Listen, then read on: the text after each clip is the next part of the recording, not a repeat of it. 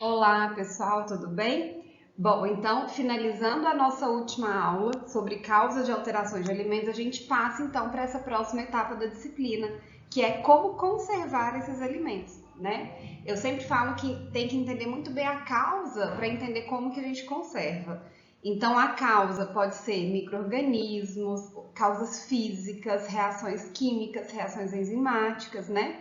Então, a gente tem que entender muito bem o que causa aquela alteração para a gente saber como que a gente conserva, ok? Então, essa próxima parte da disciplina são formas de conservar esses alimentos, tá? O objetivo de conservar a gente já comentou em outras aulas, que é que várias razões, né, para o alimento durar mais tempo, questão de praticidade, questão de segurança, né? Então, isso a gente não vai entrar tanto nessa aula. Mas eu quero começar com uma perguntinha, né, com relação à conservação pelo uso do calor. Qual que é o principal objetivo de conservar o alimento utilizando calor, tá?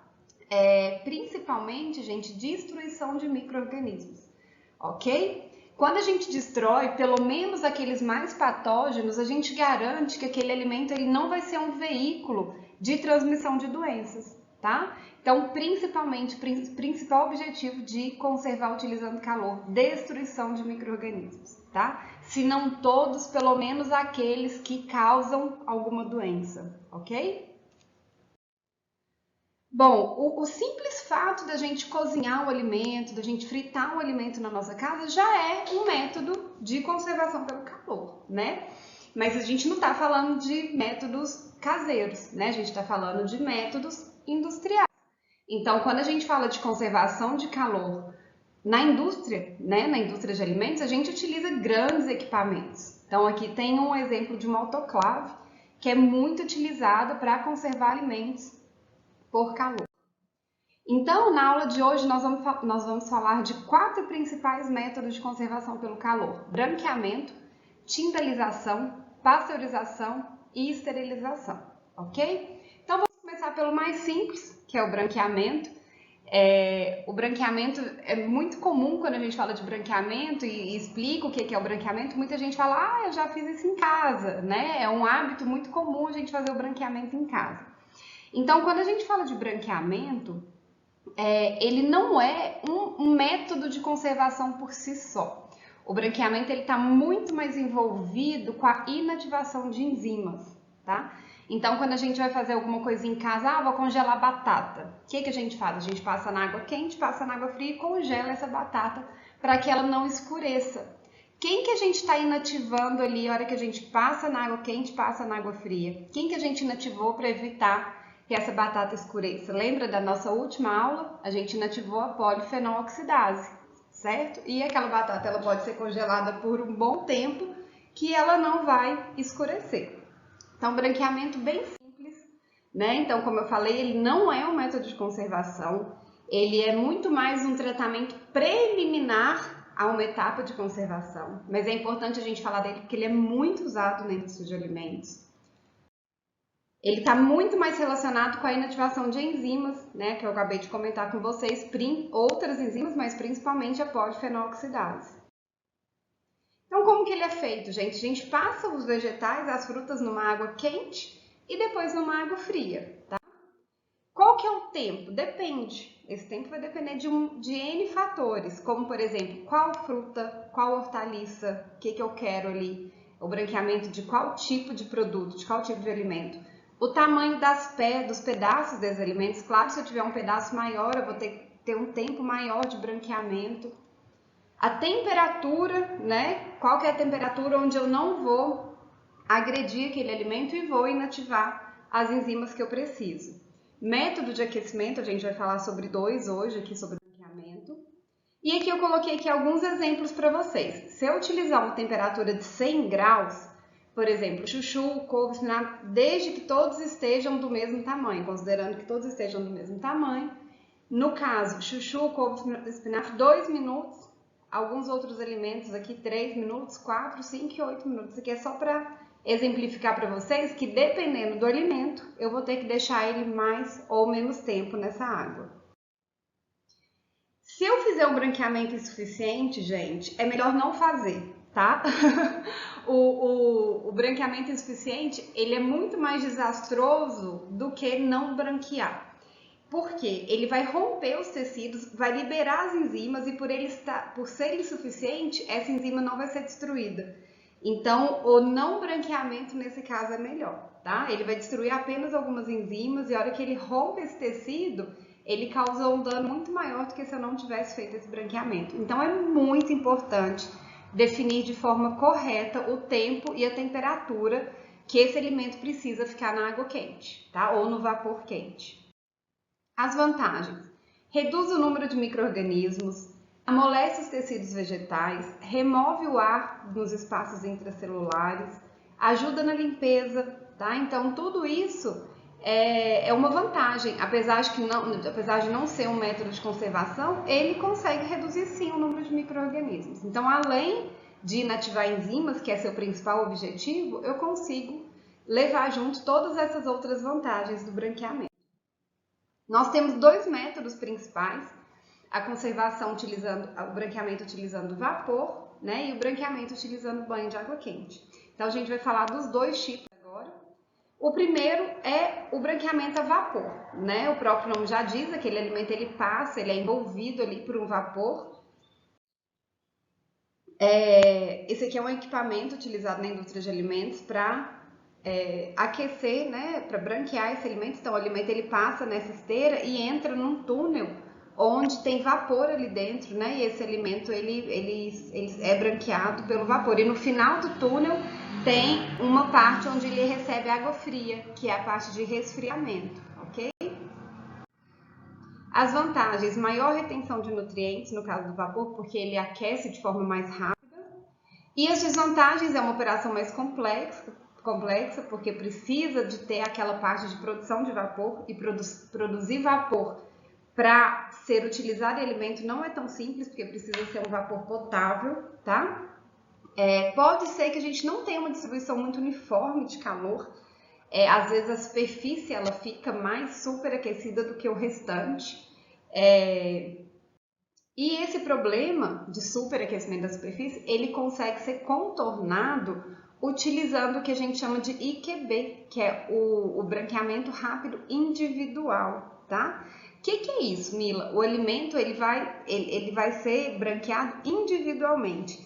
A gente coloca o alimento, ele entra por aqui, né? Então ele entra nessa esteira numa camada única. Então cada alimento ele é colocado ali separadamente, individualmente, e ele vai passando aqui, a hora que ele passa aqui no vapor, ele é branqueado de forma individual. Depois ele fica nessa segunda esteira apenas para atingir o tempo, né, de aquecimento, e vem para essa seção de resfriamento, ok? Então o branqueamento rápido individual, ele resolve esse problema de superaquecimento que a gente tem quando se utiliza vapor. E temos então o branqueamento por imersão, tá? O branqueamento por imersão é o que eu falei, a gente costuma fazer em casa, mas vou mostrar para vocês equipamentos que a gente utiliza na indústria. É colocar o vegetal, a fruta, numa água quente e depois, né, cessar esse aquecimento em uma água fria. As vantagens: é um método mais uniforme, né, porque eu faço a imersão completa desse alimento, mais econômico, mais efetivo para a remoção de gases oclusos.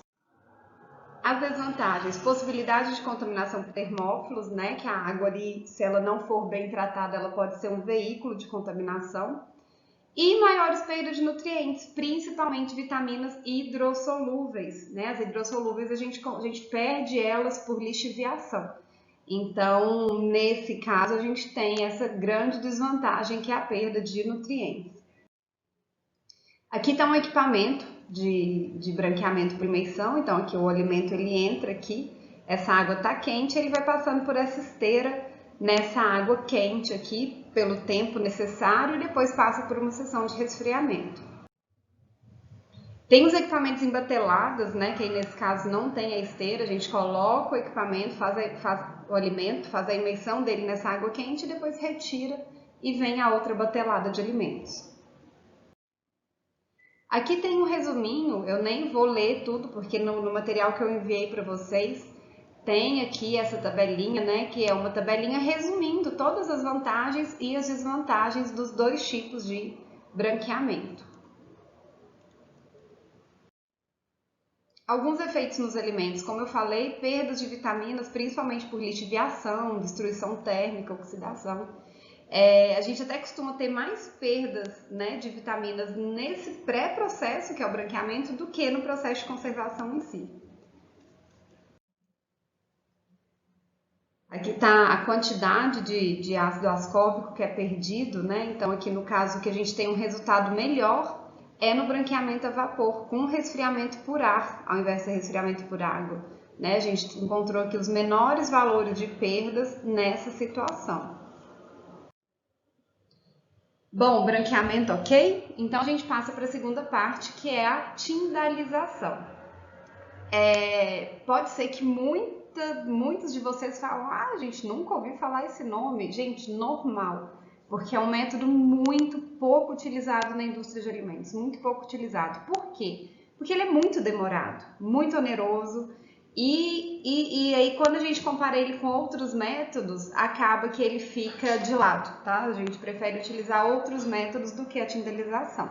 Mas eu vou falar dele para vocês, porque é um método que existe, tá? E como a gente está falando sobre conservação de alimentos por calor, vamos entrar então na parte de tindalização. Basicamente, é o que eu falei, né? Um pouco usado, ele é muito demorado, muito caro. Consiste na aplicação de ciclos de calor seguidos, né? Calor, resfriamento diversas vezes.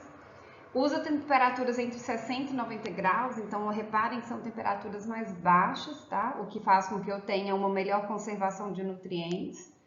As formas vegetativas, elas são destruídas, os esporos entram em germinação e vão morrendo na sequência de ciclos de aquecimento. Então, o que acontece? A gente destrói as células vegetativas, espera esse esporo se transformar em uma nova célula vegetativa e volta a destruir essa célula. E aí isso vai ocorrendo de forma constante.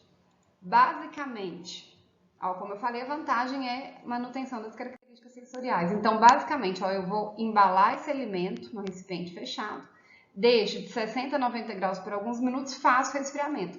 E aí eu repito esse processo aqui, legal. Eu repito esse processo aqui N vezes, repito, até destruir, até não ter mais nenhum esporo para se transformar em célula vegetativa. Então, isso é bem demorado, bem oneroso, muito pouco utilizado na indústria de alimentos. Temos a pasteurização, tá? É o terceiro método, né? Nós vamos falar de 4 hoje. O terceiro método é a pasteurização. A pasteurização, gente, ela utiliza temperaturas mais brandas, abaixo de 100 graus. E por isso a gente diz que ela elimina a maioria dos micro-organismos. A maioria. Porque a gente não consegue eliminar todos, como na esterilização. Quando a gente fala de esterilização, que são temperaturas acima de 100 graus, a gente elimina todos os micro-organismos. Temperaturas abaixo de 100 graus, a gente elimina a maioria, tá? Por isso que quando a gente utiliza pasteurização, a gente sempre precisa ter um outro método de conservação. Só ela por si só não conserva, eu preciso colocar outro método de conservação. Bom, mas para quê? Por que eu já não utilizo uma temperatura mais elevada e já resolvo meu problema? Já fica pronto. Para que eu tenho que pasteurizar e depois eu tenho que utilizar outro método de conservação? Vários motivos. O primeiro deles, características sensoriais. Para que eu vou pegar um alimento que não tem os seus patógenos, não tem uma quantidade de patógenos com uma resistência térmica muito alta e vou colocar uma temperatura acima de 100 graus nesse alimento? Né? Vai prejudicar as características sensoriais. Os micro-organismos. Quando eu tenho alimentos com os micro-organismos, como eu falei, muito pouco termorresistentes, ou seja, temperaturas mínimas já conseguem destruir esses patógenos, tá? E quando eu quero manter alguns micro-organismos para ter uma fermentação benéfica, por exemplo, no caso de queijos, né? Eu quero que tenha ali alguns micro-organismos da flora natural. Então, eu não preciso esterilizar aquele produto para depois fazer um queijo, para depois fazer um iogurte, né? A simples pasteurização já resolve. Então, como eu falei, a gente tem que utilizar uma pós-conservação quando a gente faz pasteurização. Por exemplo, leite pasteurizado, que é o leite que a gente costuma ver aqui de saquinho, de garrafinha, ele tem que utilizar a refrigeração como uma pós-conservação. Geleias que são pasteurizadas utilizam adição de açúcar. Essas papinhas de neném, a gente faz uma condição anaeróbica. Então, apesar delas passarem pelo processo de pasteurização, eu preciso acrescentar um outro método de conservação a esses produtos pasteurizados, ok? Bom, sobre os tipos de pasteurização, nós temos principalmente 2 tipos, tá? A pasteurização lenta, que a gente chama de low temperature long time, ou seja, baixa temperatura por um período maior de tempo, e tem a pasteurização rápida, que é a HTST, High Temperature Short Time, que é uma temperatura mais alta por um período mais curto. Por que eu coloquei mais ou menos 65 graus por 30 minutos na pasteurização lenta, mais ou menos 75 graus por 15 segundos na rápida? Porque isso depende muito do alimento, tá, gente? Então, a gente vai definir qual tempo e temperatura, a gente chama binômio tempo-temperatura, de acordo com a bactéria patógena mais termorresistente que tem naquele alimento, tá? Trouxe aqui alguns exemplos para vocês.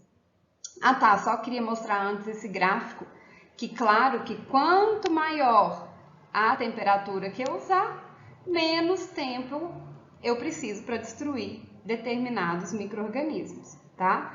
Então, por exemplo, coliformes, se eu utilizar aqui 65 graus, eu preciso de um tempo de 10 segundos para destruir. Se eu utilizar menos tempo, uma temperatura menor, eu preciso de mais tempo. Se eu utilizar uma temperatura maior, eu preciso de menos tempo, certo? Então, claro, quanto maior a temperatura, menor o tempo. Então, o binômio tempo-temperatura é importantíssimo, né? Às vezes a gente pensa assim, eu vou pasteurizar 75 graus, mas por quanto tempo? Né? Às vezes, se a gente controlar muito bem a temperatura e não controlar o tempo, a gente não tem um resultado bom alcançado. Sempre lembrar desse binômio tempo-temperatura, tá? E é isso, de acordo com várias pesquisas, vários estudos, né? Várias experimentações, eles perceberam qual que é o tempo, o binômio tempo-temperatura ideal para cada alimento. Trouxe aqui para vocês alguns exemplos. Leite. Eles viram que a Coxiella burnet e Mycobacterium tuberculosis eram os patógenos presentes no leite mais termorresistentes. Ou seja, a gente precisa de 72 graus por 15 segundos para destruir esses 2 patógenos. Ah, só tem esses? Não, gente, pode ter presença de listeria, pode ter presença de salmonela, mas eles têm uma temperatura de destruição mais baixa, tá? Eles são mais termossensíveis. Então, significa que se eu destruir esses aí, que são os mais termorresistentes, os outros também estarão destruídos. Então, essa temperatura, ela me garante que não vai ter nenhum patógeno no leite. Porém, vão ter outros micro-organismos que não fazem mal, tá? Para a saúde do consumidor. Por isso que ele tem que ficar refrigerado, ok? E mesmo o leite UHT, que ele é esterilizado, depois de aberto, que ele teve contato com o meio ambiente, entrou ali alguns micro-organismos que estão no ar, ele também tem que ficar refrigerado, ok?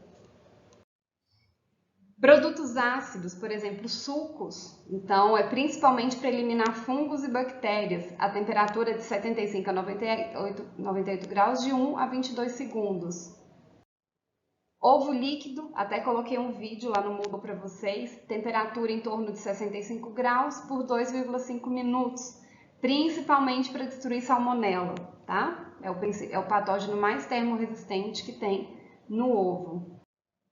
Cerveja, 60 graus por 20 minutos. Ah, porque esse tempo todo normalmente o processo é feito com a cerveja já embalada, já envasada, tá? Então tem que ter um tempo maior porque ela está na embalagem.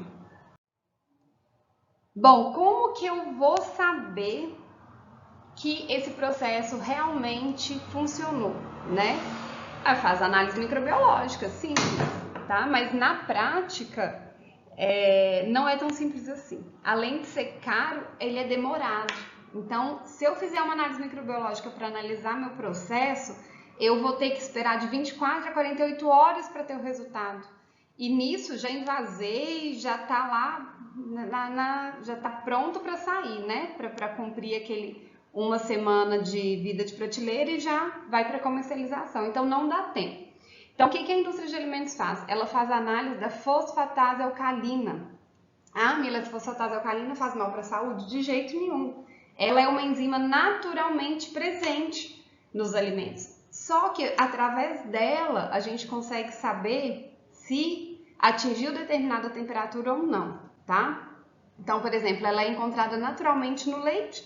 Se eu faço um teste de fosfatase no leite pasteurizado e ela for positiva, significa que meu leite não atingiu a temperatura que eu precisava. Se ela for negativa, significa que ótimo, ele atingiu o tempo e a temperatura desejado, certo? Então, o teste de fosfatase alcalina nem é tanto pela letalidade dessa enzima, muito pelo contrário, ela não faz mal para a saúde. É só para a gente controlar se o processo ocorreu de forma correta ou não. Então, ó, como eu falei, a análise com micro-organismos ela é demorada, então a gente usa a fosfatase alcalina como uma análise de rotina.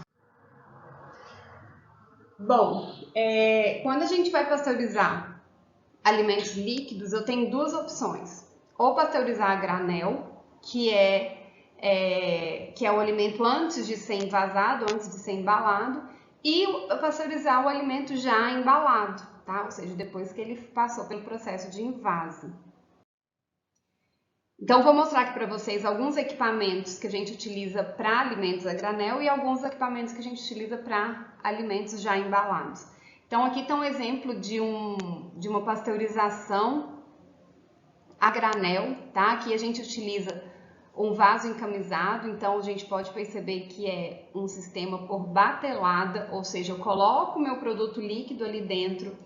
Como ele é um vaso encamisado, passa vapor ou água quente ali na parede dupla que ele tem. Depois eu tenho que retirar esse alimento e colocar a minha próxima batelada, tá? Então isso aqui normalmente a gente faz para pequenas indústrias, quando eu tenho um pequeno volume de produto a ser pasteurizado.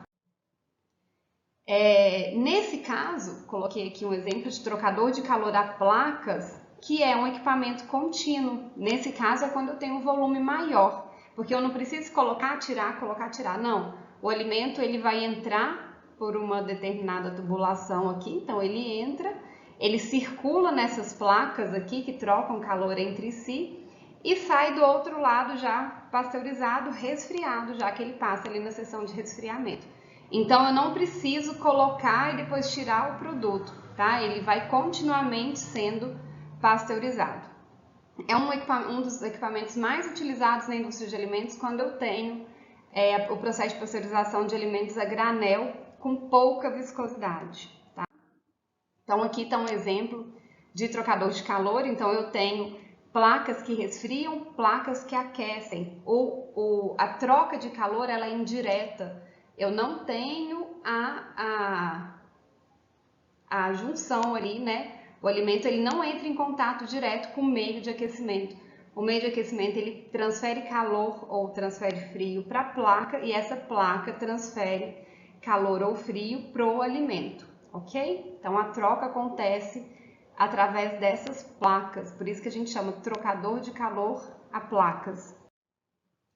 Normalmente essas placas elas são corrugadas para quê, gente? Para que a gente vai colocar essas placas todas? A gente vê que ela tem essas ondulações para melhorar a troca térmica, né? Aumenta o coeficiente de troca térmica, aumenta a área de troca térmica. Bom, aqui é só para mostrar para vocês que uma das grandes vantagens do trocador de calor a placas é a possibilidade de fazer um processo chamado regeneração. Esse processo chamado regeneração consegue para a indústria de alimentos uma economia de até 50% de energia. Então é muito bom, uma das grandes vantagens do trocador de calor a placas. O que significa? O que acontece? O alimento ele troca produto com o próprio alimento. Lembra que eu falei para vocês que no primeiro momento esse alimento ele é aquecido e no segundo momento ele é resfriado? Então simplesmente, se eu não tivesse essa placa aqui do meio, essa zona do meio aqui, o que ia acontecer? O alimento ele vai entrar, então aqui número 1, então o alimento ele entraria, passaria então pelo aquecimento e resfriamento. Então, o que eles fazem? Eles colocam aqui uma segunda zona aqui intermediária, onde eu tenho troca de produto com produto, certo? Então, ó, se a gente acompanhar, a gente vai ter aqui a entrada do alimento. Nossa, deixa eu trocar de cor aqui, que ficou tudo embaralhado. Então, vou ter aqui a entrada do meu alimento, certo? E ele vai trocar calor com aquele alimento que já está indo para a seção de resfriamento. Então, ele troca calor, ou seja, ele é pré-aquecido e o outro ele é pré-resfriado. Vem aqui para a seção onde ele vai ser realmente pasteurizado, né? Volta, troca calor com o que está entrando e passa, então, pela seção de resfriamento. Então, a regeneração é uma troca de calor produto com produto. Ah, Mila, mas aí o produto que foi pasteurizado vai contaminar o que está entrando. Gente, mas é uma troca indireta, não tem contato. O que vai trocar é a placa, tá? Então, essa regeneração é uma grande vantagem do trocador de calor a placas. Bom, outro tipo de pasteurizador na indústria de alimentos é o trocador de calor tubular, tá? Aqui a gente tem tubos que circulam dentro de um outro grande tubo. Então, por essa figura que a gente consegue ver melhor, ó. Então, a gente tem tubo dentro de outro tubo.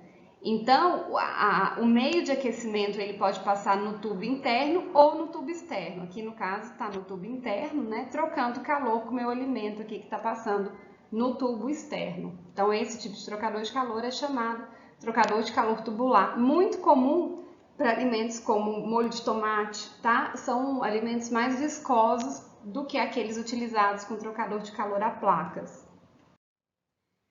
Temos trocador de calor de superfície raspada, nesse caso são alimentos mais viscosos ainda, tá? Onde eu tenho um rotor aqui, que ele vai girando ali dentro do meu pasteurizador e raspando a superfície interna desse pasteurizador. Uma vez que ele raspa essa superfície interna, ele vai conseguindo remover aquele produto muito viscoso que acaba grudando na parte interna do pasteurizador, tá? Então, o produto ele entra por aqui e vai passando, trocando calor aqui com a camisa dupla que tem nesse pasteurizador.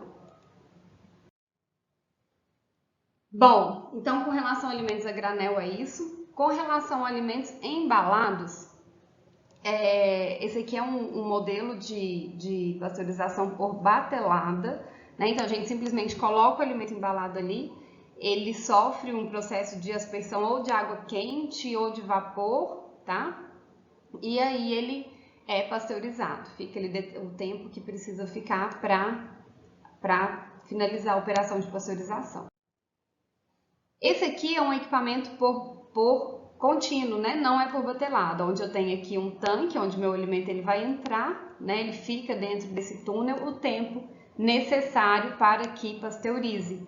Aqui é um exemplo de pasteurização, eu tampei aqui, mas é de palmito enlatado, então ele entra aqui nessas esteiras e vai sendo pasteurizado. E por último, o processo de esterilização. Okay? A esterilização é uma operação unitária na qual o alimento é aquecido a uma temperatura alta o suficiente para destruir a atividade microbiana e enzimática, tá? Então, a gente consegue uma vida de prateleira muito maior, porque ele destrói todos os micro-organismos presentes naquele produto. Por isso que a gente até fala esterilização comercial, tá? Mas entre aspas, esterilização comercial. O que significa essa esterilização comercial? Significa que esse processo térmico, ele inativa todos os micro-organismos e esporos que, se presentes, seriam capazes de desenvolver-se no alimento sob condições de armazenagem definidas. Ou seja, reparem lá no rótulo que ele fala assim: armazenar em local escuro, temperatura X, após aberto, armazenar sob refrigeração a tantos graus. Ou seja, seguindo aquela recomendação do rótulo, aquele alimento é estéril, ok? Não seguindo, a gente não pode considerar esse alimento estéril, certo? Até comentei com vocês, por exemplo, leite OHT, depois que a gente abre, ele já não está mais estéril, a gente tem que colocar na geladeira porque o micro-organismo está aqui no ar, já entrou e já está proliferando ali naquele produto, tá? A esterilização, assim como a pasteurização, ela pode acontecer no alimento embalado ou no alimento antes de embalar, que a gente chama do alimento a granel, tá? Quando ela acontece no alimento embalado, a gente chama esse processo de apertização. Quando ela acontece no alimento a granel, a gente chama de processo asséptico ou HT, Ultra High Temperature, ou a sigla em português, né, UAT, Ultra Alta Temperatura, ok? Vamos falar primeiro da apertização, depois a gente fala então do tratamento asséptico. A apertização ela é o tratamento térmico em recipientes hermeticamente fechados. Então o alimento ele vai ser esterilizado na própria embalagem. Então só da gente falar que é na própria embalagem a gente já pode subentender que ele fica um tempo maior, né, sob determinada temperatura. O objetivo é destruir, claro, todos os micro-organismos. Como que a gente consegue isso? Coagulação das proteínas dos micro-organismos e inativação do sistema enzimático desses micro-organismos. As formas vegetativas elas são destruídas facilmente, menos de 100 graus. Só que os esporos não. Então, por isso que a gente tem que pensar que a gente tem que deixar um tempo maior para que eu tenha a destruição dos esporos também. Porque quando ele encontrar uma condição favorável, ele vai se transformar em célula vegetativa e, consequentemente, num micro-organismo que vai causar algum dano para aquele alimento. Bom, então, para ter certeza que a gente vai destruir esses esporos, a gente precisa seguir um determinado tempo. Então, por exemplo, se eu utilizar 100 graus, eu preciso ficar 1.200 minutos. 125 graus, 7 minutos, tá? Então, aquele binômio tempo-temperatura que eu falei para vocês. Quanto maior a temperatura, menor o tempo que eu preciso expor meu alimento àquela temperatura. Bom, fatores que influenciam nesse binômio que eu acabei de falar para vocês, tempo e temperatura, tá? Qualidade e quantidade de micro-organismos que nós precisamos destruir. Então, obviamente, depende do alimento que eu estou fazendo o processo de conservação, tá? Então, quando eu pego determinado alimento para fazer um processo de conservação utilizando a apertização ou qualquer outra conservação, a primeira coisa que eu tenho que analisar é quais tipos de micro-organismos vivem nesse produto. Qual que é o micro-organismo que eu quero destruir? Quais são esses micro-organismos? Qual que é a temperatura? Qual o tempo que ele precisa para ser destruído, tá? Quais esporos eu tenho ali? Então, eu preciso fazer um estudo daquele alimento para entender quem vive ali, para assim eu definir o binômio tempo-temperatura. Ok?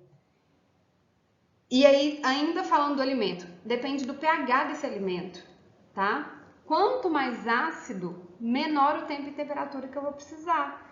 Porque, lembra da nossa aula de causas de alterações? Um dos fatores intrínsecos que interfere na proliferação de micro-organismos é o pH do alimento. Por quê, gente? Vocês lembram disso? Quanto menor o pH, menor a chance de ter proliferação de micro-organismos patógenos ali. Então, se eu tenho um produto ácido, para que eu vou usar um tempo e uma temperatura muito grande se eu sei que pouquíssimos micro-organismos desenvolvem ali dentro, tá? Então, aqui coloquei uma tabela com exemplo para vocês, ó. Enquanto a batata doce, que tem um pH 5.2, precisa ficar 116 minutos a 116 graus por 90 minutos, o abacaxi, que é bem mais ácido, ele fica 100 graus por 20 minutos. Né? Então, um tempo bem menor a uma temperatura menor também. O que mudou aqui? Só a acidez, tá? Então, é muito individual para cada alimento. A velocidade que esse calor vai penetrar na minha embalagem. Por que eu tenho que preocupar com isso? Porque eu preciso garantir que o centro do meu alimento atinja a temperatura que eu determinei. Então, se eu fizer um processo de apertização a 120 graus, qual tempo que eu preciso colocar para garantir que o centro do meu alimento fique no tempo e na temperatura desejada, tá? Então, isso aqui é extremamente importante. Eu preciso que a temperatura atinja o meio, que é o lugar mais difícil da temperatura chegar. Mais difícil, mais demorado da minha temperatura chegar.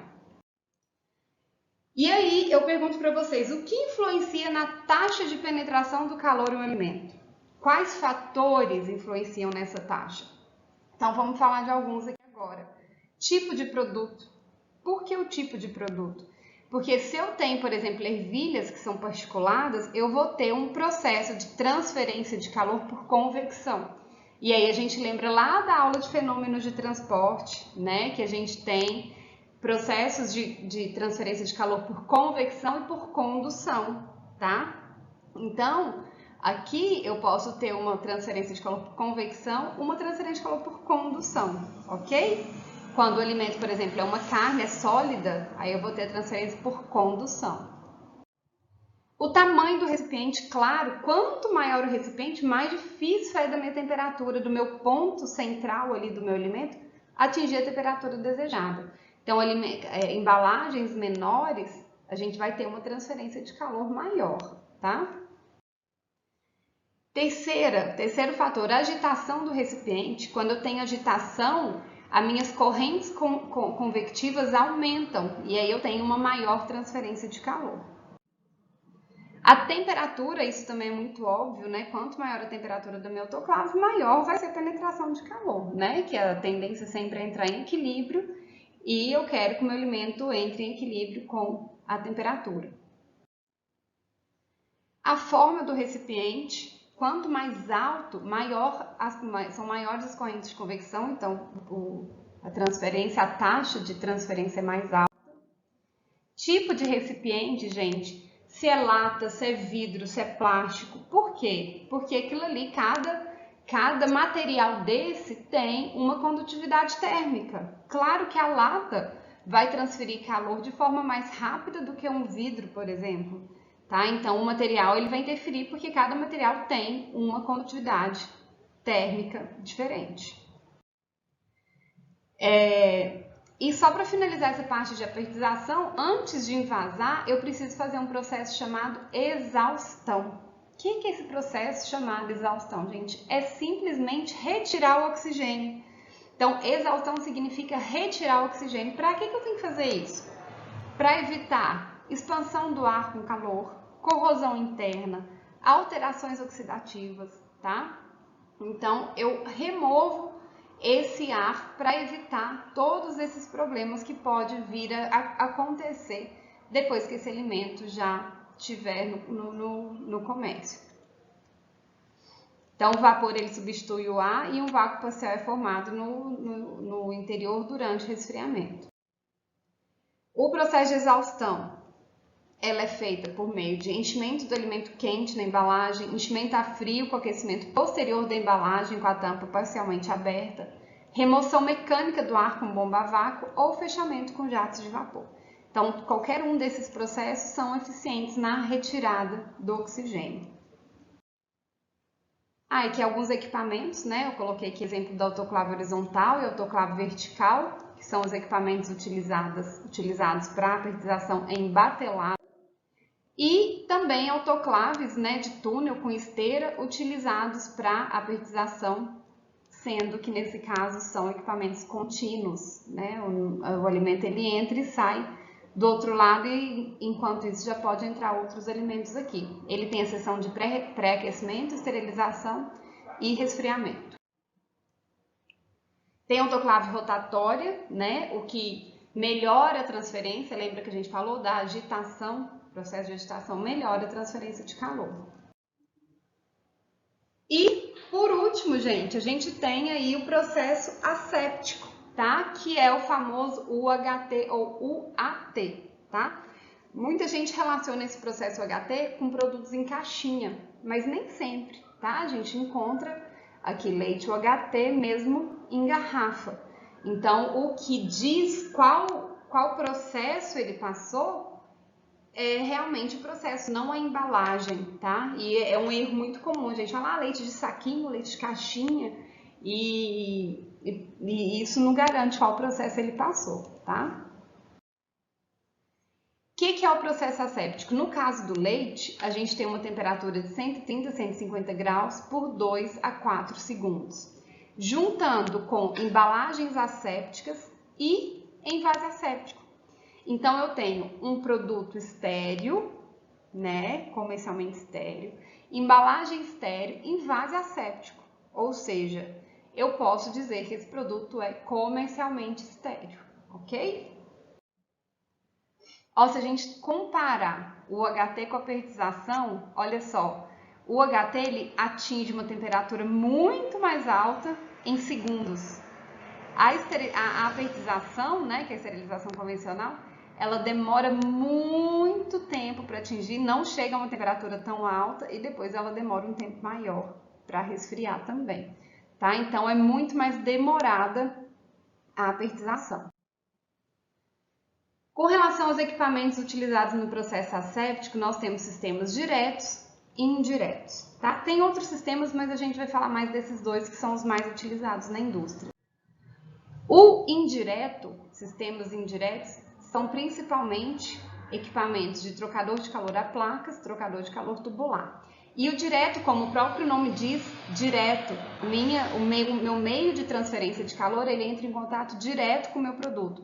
Eu tenho injeção de vapor e infusão de vapor, tá? Então, no indireto, eu não tenho a entrada, o contato entre a transferência de calor e meu alimento, como eu mostrei para vocês no trocador de calor a placas, né? O que troca calor é a superfície de onde aquele material de aquecimento está passando. E o direto, que eu tenho sim a injeção, né? Ou a infusão desse vapor no meu alimento. É um contato direto com o meio de transferência de calor. Então, aqui, ó, como eu falei para vocês, a injeção de vapor, eu tenho uma injeção de vapor no meu alimento. A infusão de vapor é o contrário. Eu tenho aqui, ó, a aspersão do meu alimento em um recipiente onde eu tenho vapor, tá? Então, reparem que nos dois casos eu tenho a junção, né, do meu meio de aquecimento com o meu alimento. Então, obviamente, depois desse processo, o alimento ele passa por um outro processo para remover essa água que condensou ali. Esse vapor condensado, ele precisa ser removido. Por isso que muita gente fala, ah, leite UHT tem gosto de água, parece aguado.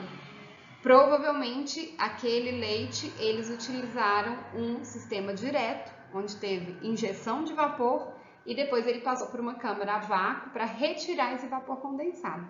É retirado, né? Toda a água que entrou sai junto, tá? Mas ali junto a gente tira outros voláteis, modifica um pouco ali a composição daquele leite.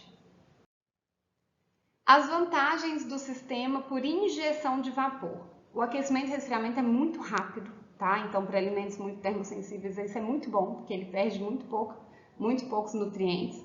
E como eu falei, tem remoção de voláteis. Mila, mas é vantagem? Às vezes é vantagem, porque às vezes são voláteis que dão algum aroma, algum cheiro ruim, né? Algum gosto ruim para o produto. Então, às vezes, essa remoção de voláteis é vantagem, sim. As desvantagens, ele é adequado apenas para alimentos de baixa viscosidade, baixo controle sobre condições de processamento, vapor potável, regeneração de energia mais baixa, a gente não tem aquela etapa de regeneração que a gente consegue ter lá no trocador de calor a placas, e a flexibilidade é baixa, tá? Poucos alimentos a gente consegue usar esse processo direto. A infusão de vapor, no caso a gente falou da injeção, agora a infusão, as vantagens que o alimento não entra em contato com superfícies muito quentes, aquecimento quase instantâneo e a gente tem maior condição do processo, maior controle sobre as condições de processo. As desvantagens, entupimento dos jatos, porque o que a gente vai aspergir ali é o próprio alimento e pode haver separação de alguns componentes dos alimentos. Com relação ao sistema indireto, a gente tem aqui trocador de calor a placas, trocador de calor tubular, tá? Eu não vou explicar de novo cada um, porque a gente já falou lá na pasteurização, são os mesmos equipamentos. A gente só vai mudar o binômio tempo-temperatura. Trocador de calor de tubo concêntrico, trocador de calor de superfície raspada. E eu coloquei aqui um exemplo para vocês, que a gente pode usar os dois tipos de trocadores de calor em uma mesma planta. Então aqui a gente consegue ver um trocador de calor a placas, que é o sistema indireto, e aqui a injeção de vapor, que é o sistema direto, tá? Então, numa mesma planta, a gente pode usar o direto e o indireto. Como eu falei, o invase é asséptico, né, para garantir a esterilização daquele produto. Aqui, eu queria mostrar para vocês que muita gente fala, o HT, leite UHT, a gente perde muito nutriente, porque o leite UHT, gente, ele não tem conservante, né? O que conserva ele é basicamente o calor. Se a gente olhar lá nos ingredientes do produto, a gente vai ver que tem estabilizante por causa da proteína, mas não tem conservante, tá? O que vai conservar é o calor. Mas perde muitos nutrientes porque vai a 130 graus. Mas vai a 130 graus num período muito curto de tempo. Então, se a gente observar aqui, ó, o processo de apertização, que é o convencional, com relação a todos os nutrientes, ele perde mais do que o HT, porque ele fica muito mais tempo exposto a altas temperaturas. Então, se a gente for falar de alteração nutricional, o processo de esterilização por UHT, ele é melhor do que o processo de esterilização por apertização, tá? Pelo tempo que o alimento fica exposto àquela temperatura. Essas foram as referências que eu utilizei para preparar essa aula, Fellows, Gava e Ordones. Qualquer dúvida, estou à disposição, tá bom?